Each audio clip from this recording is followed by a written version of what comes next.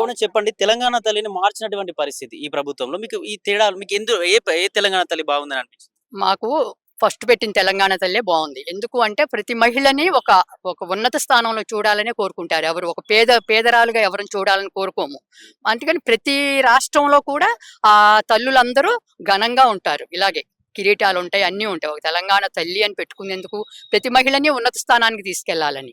దాన్ని అవమానిస్తా మళ్ళీ తీసేసి మేము పేదరికంలోనే ఉంచుతాము అన్నట్టు పేదరికంగా పెడితే వేస్ట్ కదా అది.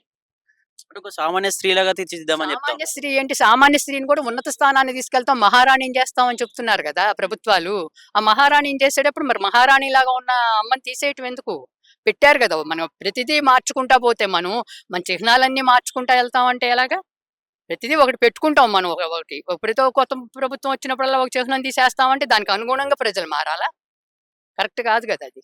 ఒకటి బతుకమ్మను కూడా తీసేసాడు. బతుకమ్మను కూడా, అది బతుకమ్మ అంటే ఏంటి, తెలంగాణ సాంప్రదాయంలో అది ఒక పెద్ద భాగం. ఆ బతుకమ్మ రోజు మహిళలందరూ మంచిగా ఉన్నత స్థానంలో ఉన్నట్టు పట్టు చీరలు కట్టుకొని నగలు పెట్టుకొని మంచిగా వస్తారు బతుకమ్మను పట్టుకొని.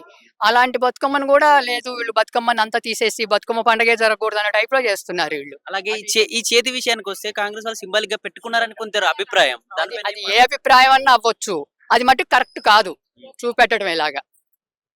ఓకే మేడం, చెప్పండి, ఇందులో తేడా మీకు ఏది బాగా అనిపించింది? ఏదైతే కేసీఆర్ గారు కలలుగా అన్నారో బంగారు తెలంగాణ అని, తను ఆ బంగారు తెలంగాణకి చిహ్నంగా తెలంగాణ తల్లిని పెట్టడం జరిగింది. కానీ ఈ రోజు రేవంత్ రెడ్డి గారు తెలంగాణ ప్రజలను మళ్ళీ అదే పేదరికంలోకి తీసుకొని వెళ్ళాలని చూస్తున్నారు. అదే పేదరికానికి గుర్తుగా పెట్టిన తెలంగాణ తల్లి లాగా ఉంది. ఎట్లా కనపడుతుంది మీకు? పేదరికంలో ఉట్టిపడుతున్నట్లు లేదా మీకు? ఎట్లా ఒక భర్త చనిపోయిన స్త్రీ లాగానే ఉంది నిజంగానే చూస్తుంటే. అది అందులో వాళ్ళ పార్టీ గుర్తుగా చేతిని ఇట్లా పెట్టడం, హస్తాన్ని చూపించినట్టుగా, అది ఎవరికి అనుగుణంగా ఉందో అనేది ప్రజలందరికీ అర్థమవుతుంది. బంగారు తెలంగాణ అనుకున్నప్పుడు బంగారు తల్లి లాగానే ఉండాలా.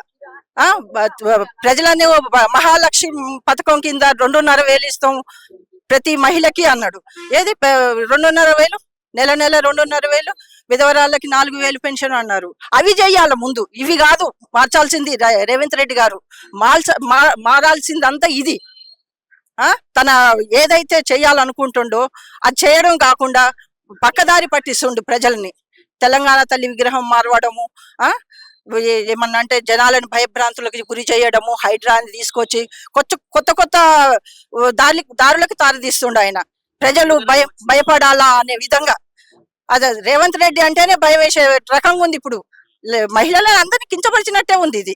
మహిళల్ని కించపరిచిన విధంగానే ఉంది ఇది. బంగారు తెలంగాణ తల్లిని తీసేసి పేదరికంగా ఉన్నట్టు మీరు ఇట్టనే ఉండండి అని ఒక సింబలే కదా మాకు చూపించాల్సింది. చూపిస్తుండు అది రేవంత్ రెడ్డి. అంటే తెలంగాణ బిడ్డలు ఎప్పుడూ పేదరికంలో మగ్గాల, తెలంగాణ డెవలప్ కావద్దు, తెలంగాణ మహిళలందరూ ఏడ్చుకోవాలా. వాళ్ళు ఎంత కోసం మీరు వింటనే ఉన్నారు కదా న్యూస్లలో. ఒక సీఎం ని ఇంత నీచంగా ఏ మహిళలు ఇంతవరకు తిట్టలేదు. ఫస్ట్ టైం అంత నీచంగా తిడుతున్నారు.